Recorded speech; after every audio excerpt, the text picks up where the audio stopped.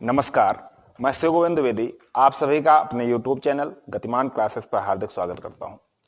जैसा कि आप सभी को पता है कि आज गणतंत्र दिवस का पावन पर्व पूरे राष्ट्र में अमन चैन के साथ मनाया जा रहा है, तो मैं इस पे आपसे ये कहना चाहूंगा कि जिन लोगों ने वीरगति प्राप्त हुई, जिन लोगों को वीरगति इसमें प्राप्ति हुई है, मतलब हमारा जो देश आजाद हुआ उस समय से लेकर आज तक नाना प्रकार के लोग या नाना प्रकार के सैनिक, अनेकानेक सैनिक यहाँ पे विजय गति को प्राप्त हुए, उनको हम लोग तहे दिल से श्रद्धांजलि ज्ञापित करते हैं। और मैं अपने इस परिवार, जो हमारा परिवार है गतिमान क्लासेस, इस परिवार की ओर से सभी छात्र छात्राओं को ढेर सारी बधाई देता हूं, गणतंत्र दिवस की हार्दिक शुभकामनाएं देता हूं। तो आइए मैं इस बारे में केवल एक श्लोक के माध्यम से समझाना चाहूंगा कि आज इस समय में आप लोग ये देख पा रहे होंगे कि कुछ लोग होते हैं कि अगर आप पढ़ नहीं रहे हैं तो वो आते हैं, बताओ अगर आप, वो आपसे बोलेंगे कि बताओ अगर आप पढ़ते नहीं हैं तो कैसे क्या होगा, कैसे क्या होगा, आप अगर पढ़ते नहीं हैं तो कैसे क्या होगा। और फिर दूसरे ही क्षण अगर आप पढ़ना स्टार्ट कर देते हैं, कभी मन में आपके आता है कि हाँ वो बंदा सही कह रहा है, मैं पढ़ना स्टार्ट कर देता हूं, तो फिर कुछ क्षण बाद ऐसा होता है कि वही बंदा फिर आता है और आपसे कहता है कि क्यों भाई इतना पढ़ेगा क्या। अगर आप इन सब बातों पे आते हैं तो आपके लिए एक श्लोक बना है क्या, निंदन्तु नीति निपुणा यदि वा स्तुवन्तु लक्ष्मी समा विशद गच्छेत वा यथेष्टम अद्ययु मरणम वस्तु युगांतरे वा न्यायात पथा प्रविचलन्ति पदम नधीरा। इसका आप ये श्लोक तो याद नहीं कर सकते हैं, मैं ये मानता हूं, लेकिन आप इसका भावार्थ जरूर याद रख सकते हैं कि निंदन्तु नीति निपुणा यदि वा स्तुवन्तु, नीति में निपुण लोग निंदा करें या आपकी प्रशंसा करें। निंदन्तु नीति निपुणा यदि वा स्तुवन्तु लक्ष्मी समाविशते, लक्ष्मी आवे या अपनी इच्छा अनुसार चली जावे, अद्ययु मरणम वस्तु युगांतरे वा, आज मरना हो या युगों के बाद, न्याय के पथ पर चलने वाले कभी भी अपने पथ से विचलित नहीं होते। मैं इसी के साथ आप सभी को ढेर सारी बधाइयां देना चाहता हूं और मैं ये चाहता हूं कि आप लोग इस गणतंत्र दिवस के पावन पर्व पर यह संकल्प लें कि नहीं नहीं, हमारा 2021 खाली नहीं जाना चाहिए और हम लोगों को कुछ करके अवश्य दिखाना है। इसी के साथ मैं आपसे ये बताना चाहूंगा कि अभी ये जो गतिमान क्लासेस है, ये जब इस गतिमान क्लासेस का नाम गतिमान क्लासेस रखा गया, उसके पहले इसका नाम शिव द्विवेदी मैथ के नाम से था।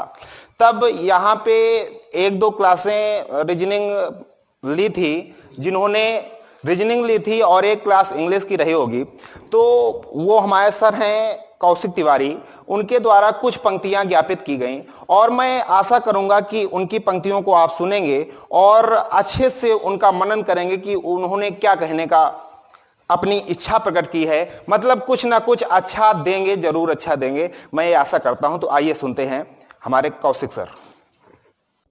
मैं कौशिक तिवारी आपका अपने YouTube चैनल गतिमान क्लासेस पर हार्दिक स्वागत करता हूं। मैं आप लोगों से बताना चाहता हूं कि आज 26 जनवरी गणतंत्र दिवस का पावन अवसर है। इस अवसर पर मैं अपने सभी वीर नौजवानों को, जिन्होंने इस देश के लिए शहादत की, उनको मैं अपना तहे दिल से प्रणाम करता हूं। उनके लिए मैं कुछ पंक्तियां आप लोगों के समक्ष रखना चाहता हूं।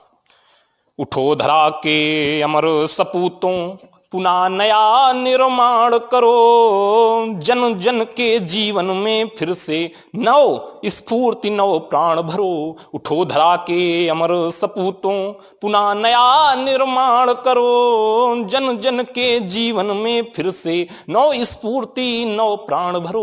उठिए और अपना गंतव्य पकड़िए और अपने देश में जो अभी भी कुछ कमियां बची हैं उनको अग्रसित, उन कमियों को घटाएं और जो कुछ हो सके देश के लिए करें। जरूरी नहीं कि वो प्राण ही न्यौछावर करने हों, बहुत चीजें हैं जो देश के लिए की जा सकती हैं। करप्टेड लोगों से बचा जा सकता है, ये भी एक बहुत बड़ा बलिदान होगा। ना भ्रष्टाचार फैलाएं, ना ही खुद में भ्रष्टाचार अवतरित करें। आइए कुछ पंक्तियां जो मैंने लिखी हैं उनको आपके समक्ष रखना चाहता हूं। 23 साल का वो लड़का इश्क वाला लब भी जानता है और इंकलाब वाला लब भी। जब तक भी कहीं पे जुल्म है हमको याद है, तब तक इंकलाब जिंदाबाद है। जो टैंक दुनिया के लिए अविजित हैं, जो टैंक दुनिया के लिए अविजित थे, वे हमीद की ज्वाला में मूंग की तरह गल गए। पाकिस्तानी सेना उल्टे पांव भागने लगी, हमीद ने अकेले ही उन्हें दौड़ा लिया, ये जानते हुए भी कि इसका सीधा सा एक मतलब है, वो है केवल और केवल मौत। रात के 3:30 बजे कंट्रोल रूम में विक्रम बत्रा के 4 शब्द गूंजे, वो थे, ये दिल मांगे मोर, ये दिल मांगे मोर, ये दिल मांगे मोर। आज उन वीर लोगों की वीर गति को सेलिब्रेट करने का सुनहरा अवसर है। आइए याद करते हैं उनको जो लौट के घर ना आए। 74 सालों से हम आजाद हवा में सांस ले रहे हैं। जो उजालों में आंख खोलते हैं वो अंधेरों की घुटन को नहीं जानते हैं। मैं और आप में से सभी साथी आजाद भारत में ही पैदा हुए हैं। हम सिर्फ कहानियों में सुनते आए हैं कि गुलामी क्या थी, कैसी थी और आजादी कितने बलिदानों के बाद कमाई गई। पर यकीन मानिए, दुनिया की कोई भी शब्दावली, कोई भी साहित्य, कोई कविता इतनी सामर्थ्यवान नहीं हुई जो कुर्बानी की आवाज बन पाए। किन शब्दों में कहा जाएगा उन माओं का किस्सा जिनके जवान बेटे सीमाओं में मारे गए? किन गीतों में ढलेगा वो चिर विरह का दुख जो नई नवेली सुहागिन अपने सीने पर सह गई? कौन गाएगा उस युग की व्यथा जब बस्ती के सजीले शोक जवां बन बन के सिपाही जाने लगे? जिस राह से कम ही लौट सके उस राह पे राही जाने लगे। इन जाने वाले दस्तों में खैरत भी गई, बरनाई भी, माओं के जवां बेटे भी गए, बहनों के चहेते भाई भी, बहनों के चहेते भाई भी, बहनों के चहेते भाई भी। ये सब लोग भी हमारे जैसे हैं। ये जो किसी ना किसी से मोहब्बत करते थे, उन्हें भी मां का आंचल प्यारा था। लेकिन जब बात देश की आई तो उन्होंने पीठ नहीं दिखाई और आखिरी गोली सीने में ही खाई और बता दिया दुनिया को कि हमारी मर्जी के बगैर अगर हमारे देश में घुसे तो काट लेंगे। आज उन वीरों की वीरगति को सेलिब्रेट करने का दिन है। आइए याद करते हैं उनको जो लौट के घर ना आए। आप लोगों को बताएं, इंकलाब वाला लफ्ज़ क्या था? हिंदुस्तान सोशलिस्ट रिपब्लिक एसोसिएशन, उन क्रांतिकारियों की पार्टी जिन्होंने सशस्त्र सैनिकों, क्रांतिकारियों पर भरोसा था। एक दिन पार्टी की अगुआ चंद्रशेखर आजाद पार्टी दफ्तर पर आए तो देखा दीवार पर सुंदर लड़की का पोस्टर लगा हुआ है। पंडित जी ने सबको तलब किया तो पता चला कि यह कारनामा राजगुरु का है। पंडित जी नाराज हो गए और कहने लगे, ऐसे आएगी क्रांति, ऐसे आजाद हो पाएगा देश, और पोस्टर को फाड़ दिया। लेकिन राजगुरु तो ठहरे राजगुरु। उन्होंने हंसते हुए पंडित जी से कहा कि पंडित जी, आपको सुंदर चीजों से इतनी नफरत क्यों है? भगत सिंह के पीछे भी तो कॉलेज की लड़कियां मरती हैं, आप उन्हें कुछ नहीं कहते। अब भाई नंबर आया भगत सिंह का, उन्हें तलब किया गया। पंडित जी ने पूछा कि भाई सीरियस हो कि नहीं आजादी के लिए? ऐसे ही आएगी क्या आजादी मोहब्बत करके? फिर भगत ने जो कहा वो सुनने लायक है, ग्रहण करने लायक है और जीने लायक है। सुनिए क्या कहा भगत सिंह ने। बोले, पंडित जी मैं मोहब्बत करता हूं या नहीं करता हूं ये तो बात की बात है, पर मोहब्बत में गलत क्या है? उन्होंने इटली के महान क्रांतिकारी मैजनी का एग्जाम्पल दिया, जिन्हें वीर सावरकर, लाला लाजपत राय भी अपना आदर्श मानते थे। मैजनी के जीवन में एक वक्त ऐसा भी आया जब वो थक चुके थे, हताश हो चुके थे, उनके साथी शहीद हो चुके थे, क्रांति की लौ बस बुझने ही वाली थी कि तभी एक दिन वो अपनी महबूबा से मिलने गए। उनकी महबूबा ने उनसे कहा कि तुमने भी हार मान ली यार, तुम ही तो थे जिसे देखकर मैं कहती थी कि ये मेरा वाला ये लाएगा क्रांति। अब किस पे भरोसा करूं, अब किस पे नाज करूं? वो उठे, फिर से साथी इकट्ठा किए और इंकलाब का बिगुल फूंक दिया। अपने देश को आजाद करा के ही दम ली। भगत सिंह ने आजाद से कहा, पंडित जी इस जन्म में तो आजादी से इश्क होगा, अगला जन्म मिला तो एक ही काम करेंगे, सारी उम्र महबूबा की बाहों में मिटा देंगे। 23 साल का वो लड़का इश्क वाला लफ्ज़ भी जानता था और इंकलाब वाला लफ्ज़ भी। जब तक कहीं पे जुल्म है और हमको याद है, तब तक हमारा इंकलाब जिंदाबाद है, इंकलाब जिंदाबाद है। अब आते हैं, जान देने की रुत रोज आती नहीं। आप लोगों को बता दें कि जान देने की रुत रोज आती नहीं ये किसने कहा था? आइए इस छोटी सी पंक्तियों के माध्यम से आपको बताना चाहते हैं। उत्तर प्रदेश के गाजीपुर का एक बच्चा रोज सपने में दुनाली बंदूक देखता और उसी से दुश्मनों को भूनता।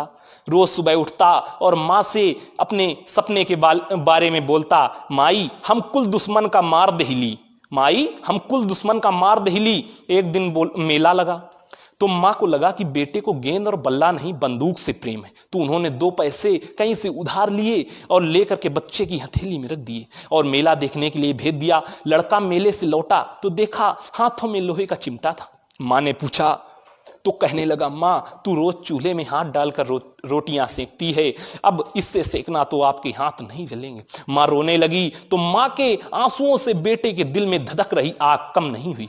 वो बड़ा हुआ, सेना में भर्ती हुआ। 1965 के युद्ध में दुनिया भर में कुख्यात अमेरिकी टैंक पाकिस्तान की तरफ से लड़ते हुए भारत की सीमा में दाखिल हुए तो हर देशभक्त परेशान हो उठा। भारत के पास कोई विदेशी मदद नहीं थी।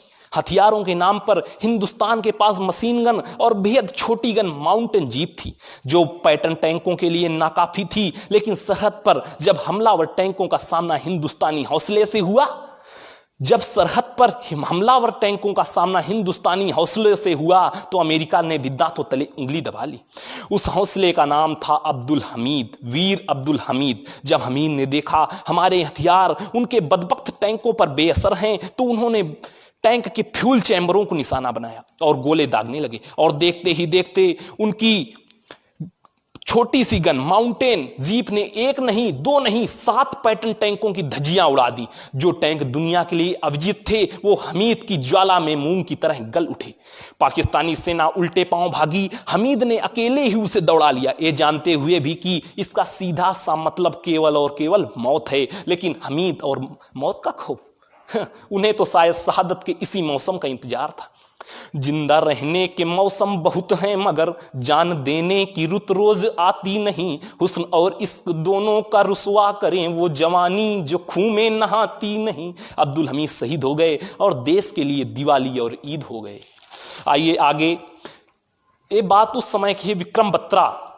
कारगिल के युद्ध में आप लोगों ने इनके बारे में बहुत सुना और पढ़ा होगा। आज मैं आपको इनके बारे में 4 पंक्तियां बता रहा हूं। ये दिल मांगे मोर, इनके 4 शब्द थे जो कि लास्ट में सुनाई पड़े। मरते मरते इन्होंने जो बोला वो आप लोगों को सुनाते हैं। कारगिल वो जंग जिसे हमने और आपने तो नहीं देखा, लेकिन हमारे पापा लोग, बुजुर्ग लोग हैं, बाबा लोग, उन्होंने देखा है। कितने नौजवानों ने महबूबा की हाथों में सगाई की रिंग पहनाई और जाते जाते कह गए लौट के आएंगे तो जयमाला भी पहनाएंगे। पर एक बार और टाइगर हिल पर चढ़े तो जीत के गले में जयमाला डालने के लिए मौत से ही सगाई कर बैठे। उन्हीं जियालों में एक नाम था कैप्टन विक्रम बत्रा। चोटी नंबर 5140 ले मार्ग से ठीक ऊपर की चोटी, जहां से बैठकर दुश्मन हमारी हर गतिविधियों पर नजर रखते थे। 5140 को आजाद कराने की जिम्मेदारी मिली कैप्टन विक्रम बत्रा को। दुर्गम पहाड़ियों से घिसटते बढ़ते और चढ़ते विक्रम और उनके जाबाज सिपाही दुश्मनों के बेहद करीब पहुंच गए। विक्रम की सगाई हो चुकी थी। उनके साथी कैप्टन अनुज नायर, उनकी भी सगाई हो चुकी थी, लेकिन देसी सरहद में विदेशी झंडे उन्हें बर्दाश्त नहीं थे। दोनों ने अपने साथियों के साथ जय घोष करते हुए दुश्मनों पर हमला बोल दिया। दुश्मनों का खेमा तहस नहस हो गया। सारे पाकिस्तानियों को मार डालने के बाद रात के 3:30 बजे कंट्रोल रूम पर विक्रम बत्रा के 4 शब्द गूंजे। वो थे, ये दिल मांगे मोर, ये दिल मांगे मोर, ये दिल मांगे मोर। अखबारों में विक्रम की बड़ी बड़ी तस्वीरें छापी गईं। बहादुरी के किस्से घर घर पहुंच गए। लेकिन विक्रम को अभी इतने में आराम कहां था। अभी कितनी चोटियां फतेह करनी थी, कितनी चोटियां दुश्मन के कब्जे में थी। विक्रम जानते थे कि ये चैन से सोने का वक्त नहीं है। तलवारें सोती जहां बंद म्यानों में, किस्मतें वहां सड़ती हैं तय खानों में। जब तक प्रसन्न यह अनल सगुण हंसते हैं, है जहां खड़क सतपुन्न वहीं बसते हैं। विक्रम निकल पड़े एक और जंग फतेह करने। चोटी नंबर 4175 बेहद सक्रिय और मुश्किल चोटी, जहां दुश्मन बड़े आराम से घात लगाकर हम पर हमला कर रहा था। विक्रम ने वहां की कमान खुद आगे बढ़ के मांग ली। उन्होंने एक सेक्टर जीता था। चाहते तो रुक सकते थे, लेकिन उन्होंने दूसरी जंग के लिए भी बिस्तर बांध लिया और कमर कस के चढ़ गए 4175 नंबर चोटी पर। दुश्मन की टुकड़ी के आमने सामने लड़ाई शुरू हुई। दुश्मन का लोहा विक्रम के बदन में धंसता रहा। वो छलनी होते रहे लेकिन रुके नहीं। विक्रम रेंग का दुश्मन के बंकर तक पहुंच गए और भारत माता की जय बोलकर ग्रेनाइट फोड़ दिया और सारे दुश्मन मारे गए। तिरंगा 4175 पर भी लहराने लगा, लेकिन इस बार ये दिल मांगे मोर कहने वाला भारत का सपूत भारत मां की गोद में हमेशा के लिए चिर सो गया। कैप्टन बत्रा की शहादत में एक तरफ हिंदुस्तान की आंखें भीग गईं और दूसरी तरफ खेत में खड़े किसान से लेकर सीमा में खड़े जवान तक हर किसी के बाजू फड़क उठे। बच्चा बच्चा उस शेर शाह की जवान बोलने लगा, ये दिल मांगे मोर, ये दिल मांगे मोर। जंग खत्म हुई लेकिन लड़ाई अभी बाकी है।